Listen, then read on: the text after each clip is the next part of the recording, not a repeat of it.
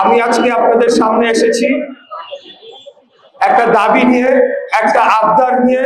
আপনাদের এলাকার সন্তান হিসেবে, আপনাদের একজন ভাই হিসেবে আসন্ন 12ই ফেব্রুয়ারি জাতীয় সংসদ নির্বাচনে আপনারা আমাকে একটা সুযোগ করে দিবেন। আমি আপনাদের জন্য কাজ করতে চাই।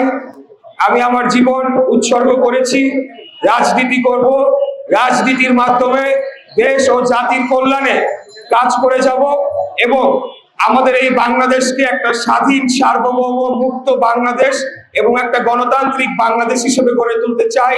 এর পাশাপাশি আমাদের এই নগরীর যে বহুমুখী সমস্যা রয়েছে, বিশেষ করে এই 38 নম্বর ওয়ার্ড অনেক সমস্যায় জর্জরিত।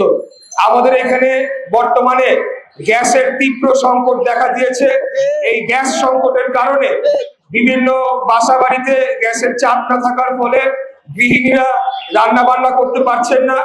সকালবেলা যখন বাচ্চারা স্কুলে যায় তখন তাদের টিফিন নাস্তা তৈরি করতে পারছেন না এবং কোনো কোনো ক্ষেত্রে দেখা গিয়েছে রাত 2টা-3টার সময় উঠে ওনাদেরকে পরের দিনের রান্না বাড়া করতে হচ্ছে।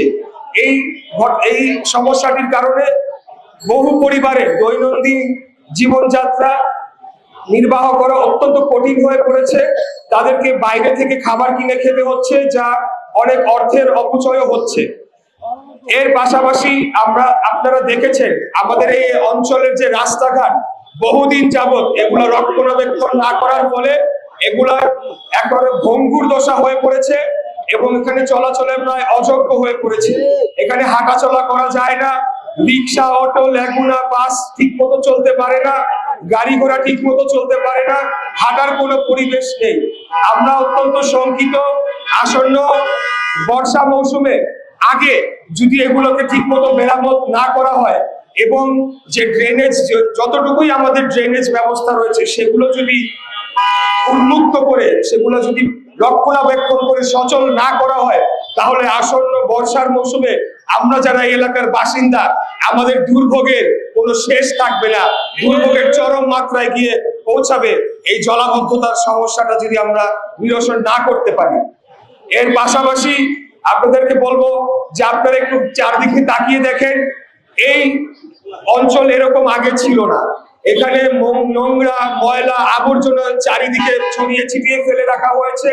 ঠিক মতো বর্জ্য ব্যবস্থাপনা সঠিকভাবে করা হচ্ছে না, যার কারণে পুরো পরিবেশটা বসবাসের একেবারে অযোগ্য হয়ে পড়েছে। আমাদের সন্তানেরা, আপনাদের সন্তানেরা যখন রাস্তায় বের হয়, এই বিষাক্ত বাতাস যখন তারা নিঃশ্বাসের সাথে তাদের শরীরে প্রবেশ করছে, তাদের জন্য ভবিষ্যৎটা একটা অন্ধকারচ্ছন্ন। কারণ এই বিষাক্ত কেমিক্যাল যে আমাদের এই বাতাসের সাথে মিশে রয়েছে, এগুলার মাধ্যমে জটিল রোগে আক্রান্ত হওয়ার সমূহ সম্ভাবনা তাদের রয়েছে। সার্বিকভাবে এই অঞ্চলটি অত্যন্ত অবহেলিত, দীর্ঘদিন যাবৎ এই অঞ্চলটি অবহেলিত।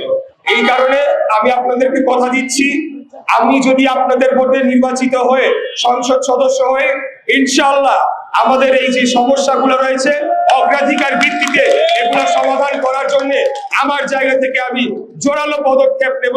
প্রয়োজন হলে সংসদে আপনাদের এই সমস্যাগুলা উত্থাপন করে এগুলো সমাধানের জন্য আমরা কেন্দ্রীয় সরকারের মাধ্যমে এগুলা দ্রুততম সময়ে সমাধান করার জন্য উদ্যোগ নিব ইনশাআল্লাহ।